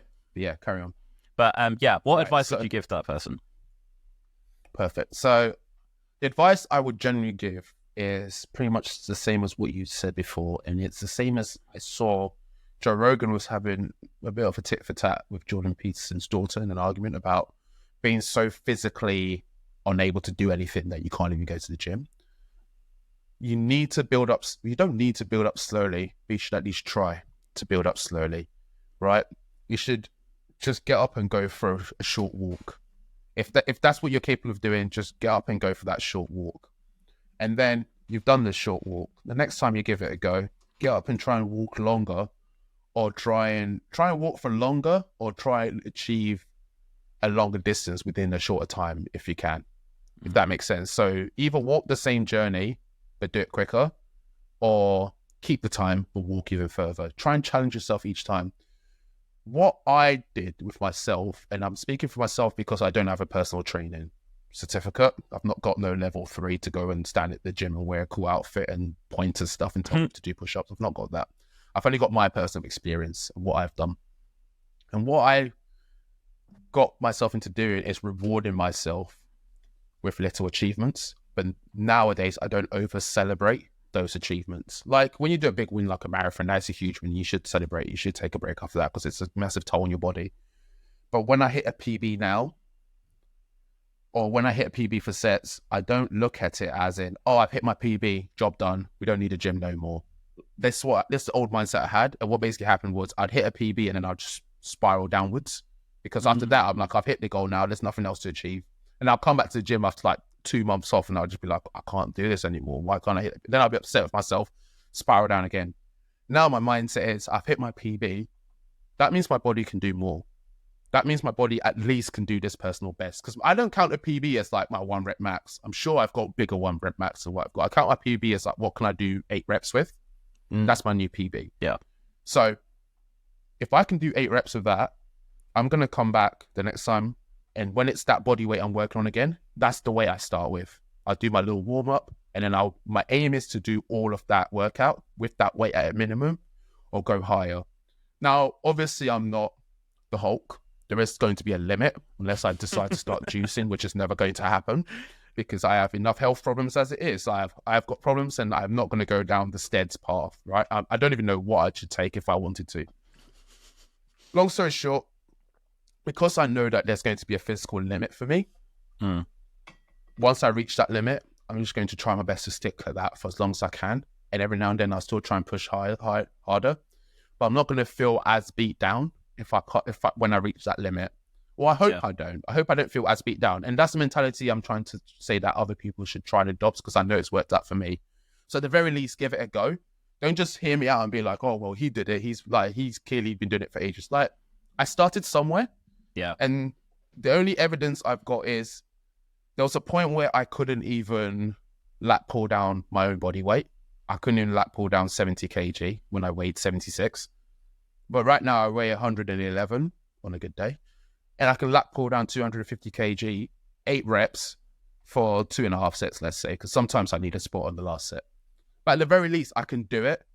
I can do a lot more than I could in the past. And that's because, I'm not going to say consistency because that makes it boring. That's because I didn't let myself put myself down. I looked at every achievement as a new challenge for the next one round. And it kept the game going. It felt like there was infinite levels and there's just excitement to it. And I just feel like, and sometimes I'll finish a workout and like, I know, like I finished when I did my previous PB on triceps was 2 weeks ago. And that was 54 kg. And this guy who was working out next to me was just like, yo, like when I did the first set, I was like, there's no way I can get another one in. And then he like hyped me up and he just like, that's amazing. Like you did loads then. And then I did it. I was just like, hold on. How come I couldn't until he said that I could do it? And I just realized that all I had to do was push myself and I can do it. So then when I went to gym today, I remember I told that guy, I was like, I would love to be able to do 59 kg. And he was just like, bro, you should just go for it. You made 54 look so easy. So when I went into that gym, the last session I did, I just went for the 59 and it hurt. I felt dizzy after I did it. But still, I did it. I pushed myself and I'm happier for it. So yeah, the simple answer to it is trying is enough. Try harder every time you do it. And eventually you become comfortable with being uncomfortable. You keep pushing. Yeah. And I'm still sticking to my point I made about David Goggins. I'm not going to do 100-mile running. I'm not going to try and go for a world record lat pull down because I've done X amount, whatever. I'm not going to do all of that. I know there are physical limits and I know why I'm doing this. And my reason to do this is to feel healthier within myself. And that's why I started Thai boxing. So have a reason to do it as well. But I think be fueled by the process and that should be good enough to start. Absolutely. Yeah, that's good, man.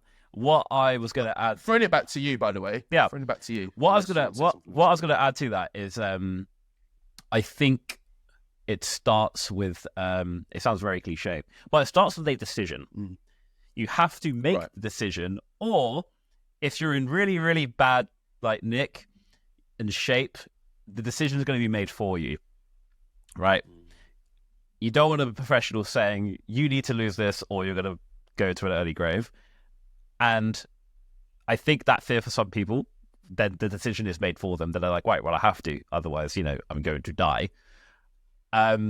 Less extreme example is just like, you just need to make the decision to make that change. Because for me, it was like, I just didn't like the way that I was. And I was like, this just can't be it. Like when I was just like unhappy with just work and just like life, I was just like, I need to make a change. And it's easiest to make the physical change first, because I couldn't have my current mindset if I was in my current shape then. That's kind of how it worked. So you have to make the decision, and you have to start where you are, right? Not where you should be. And I wrote in this note, I wrote on this post-it note, start from zero. And also with that is like, avoid social media, because I think social media, I know body image on social media is incredibly toxic, for women more so than men. A lot of fake imagery out there. But it is so much fake imagery out there. Yeah, a lot of fake imagery. But it's also like, I know body image is way, way worse for women on social media. But I also found it impacting me a little bit as well, just because like I didn't have washboard abs and whatever, and like I just felt like I should be somewhere else. But yeah, I wrote here like, you got to start where you are, and also it's in regards to cardio, because I know running was my way into getting into better shape. I'm not saying I'm like super in shape, but I have a good regime. It's like go by time as opposed to setting a distance or a weight. So like if it's like walking for 10 minutes, or you want to run for 10 minutes, it's even like you can walk for 5, run for 5, walk for 5, run for 5, and do that 3 times a week, then increase. A lot of people who try to start running, it's like they start running at like their max pace for 5 minutes and think they're a shit runner, and they try and like run every single day. And it's like, even the top athletes don't do that. Like, run at a pace that you're super, super comfortable with, that you think you could do for a duration of time. I'm not going to say long duration of time, but a respectable duration of time for you, not what social media is, not your mate posting on Strava that they did a 19-minute 5K. Like, you're not going to do that as well, please. Because people are fucking built different. Some people are built different. I can't get below 13. I can't get below 5K in 30 minutes. I just can't, and I'm okay with that. That's fine. It's pretty bad. But again, like, it's a very personal journey. And I don't think, I would say be careful who you go to for advice. In regards to like, I think you should find something that you can tolerate, or if you can't find anything that you enjoy. Like for me, like cardio for me was like Thai boxing. Like I found that good. Like we're not good at sports involving a stick or ball at all, right? So for us, we had to resort to punching and kicking stuff, and that's great. And that's a great way of not focusing on the pain that you're going through, because you're just enjoying the sport. But if it's something that you find quite intimidating, like running or anything, in particular with gym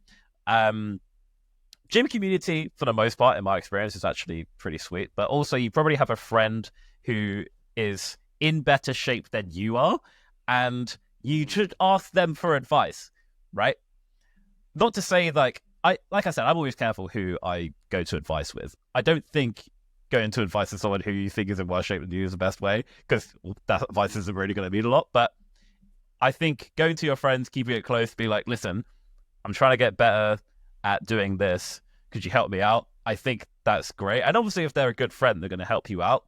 And in regards to that, like, it's not a coincidence that my second marathon is better than my first one. So I'm going to give a shout out to my flatmate Nate, because Nate was training for the Brighton Marathon at the same time, and we live together. And Nate's a better runner than me. He always has been, but he told me a lot about running. Like he told me about what like YouTubers that he follows, like Ben Parks, and he was like, oh yeah, I'd use this training plan. And I was like, oh cool. Then I followed like this training plan, and he told me about like nutrition and like supplements he was taking, and I was like, oh cool, I might try that out, and like nutrition. Yeah. So we were obviously in the same like circumstance, but he knew a lot about it, and it was just something that like we can talk and converse about, and like just sharing knowledge. So having that was evidently very helpful. It wasn't just like, it is just like me training more as well, but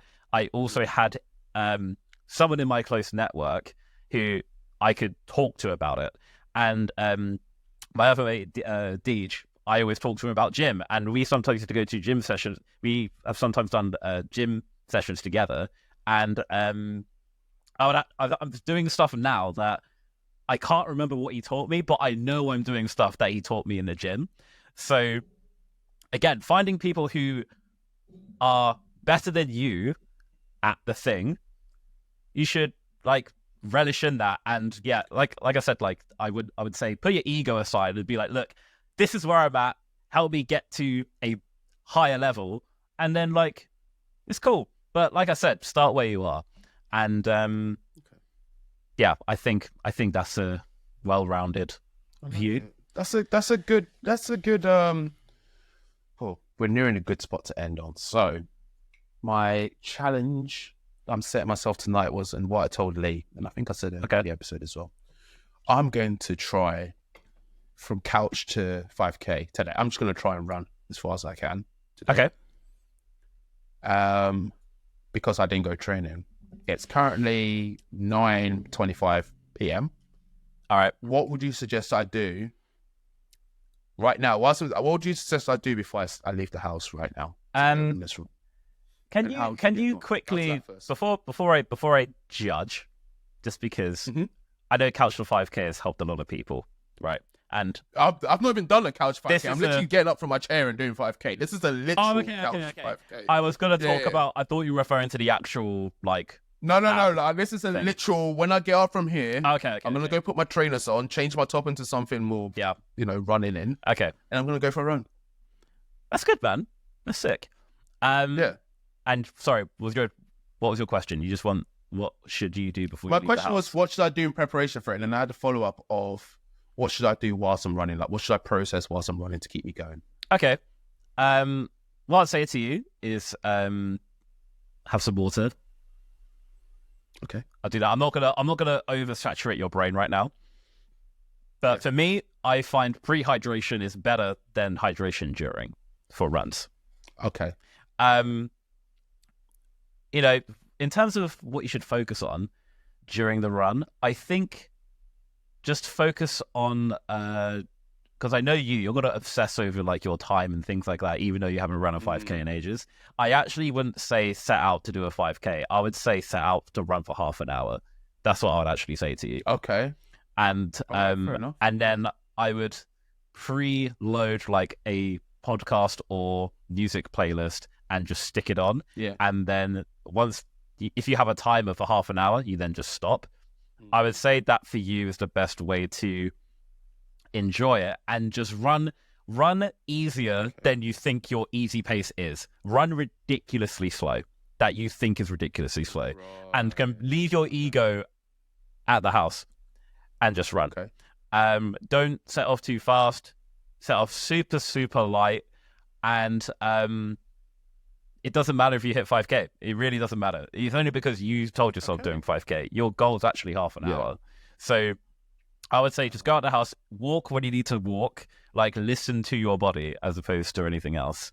If things start to hurt, stop, stretch it out. Yeah, it's cool, man. Just like, there's no pressure. It's literally only you. Like, you're not doing world records or anything. Like, just take it easy. Like, I know it sounds simple, but like, I was speaking to my mate, and he's like, we're talking about running and things like that, and it's like he was concerned, like, but I'm gonna run super slow and like people's judgments and stuff like that. But it's like, who cares? They're not running out, so who cares? Just do that. Like, just take it easy, man. Like, because it's you against you. That's honestly all I can say, really. You're doing more than most are doing. Like, I think I saw something like there's only like 6% of people in the world who actually run. So it's like, really, yeah, it's like ridiculously low. Swimming? What's going on here? I don't know, bro. But that could be complete BS. That could be a complete BS stat. But like I said, man, like, people hate to do it. So you're doing thing that most people wouldn't do. So I wouldn't actually don't overthink it. Like, just go out. Okay. Set timer for 30 minutes. Now. Let the people know. You got to get Strava. You got to put on Strava. Let people know. I do. I have my like Garmin tracker thing. I'll connect it to Strava and see what happens. Yeah, just do that. Set some music on. Get yourself hyped. Yeah. I'm sure you have a hype playlist. Probably use your gym playlist so it feels familiar to you. I have I have soca workouts. It makes me feel like I'm at carnival. Just start running. But that's what I'll do. And hopefully a listener can take that advice as well. But like I said, I'm not a personal trainer, but that's advice I would give to you. That was advice to Sam, guys. So if listeners take it, then that's your business. But I mean, if it works for me, generally, I think it'll work for anyone. I'm saying that right now because I'm just saying if it works for me, it works for everyone. But yeah, guys, it's been a good episode. That's it. I think it's a good one. Audio has been crisp.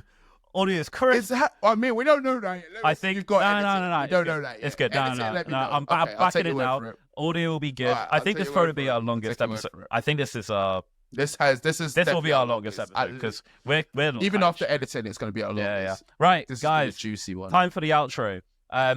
If you're not already following us on Instagram, it's the Podcast Evolve. If you aren't subscribed on YouTube, like, why? It's the Podcast Evolve as well. Like, what are you doing out Run here? Up the views, man. Watch stuff. Oh just my play God. in the background, man. Work and watch it in the background. Yeah. Run up the views. I'm trying Absolutely. to afford a nice car and other things. Yeah, guys, please. Lewis wants a sponsorship for Ironman, and we should be able to sponsor him. So run please. Up the views and TikTok, the Podcast Evolve. If you have any questions, comments, leave them below. Spotify, where you're listening, please rate us 5 stars because, like, this is if you particularly listen to all of this. Leave it at 5 stars, if please. If you got this far and you listen to the outro, why do you not give us 5 stars?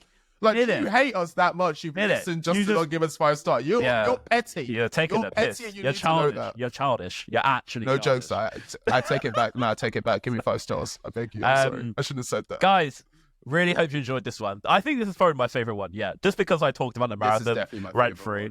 People probably switched off halfway through, but who cares, man? This has been good. Guys, speak to you all next week.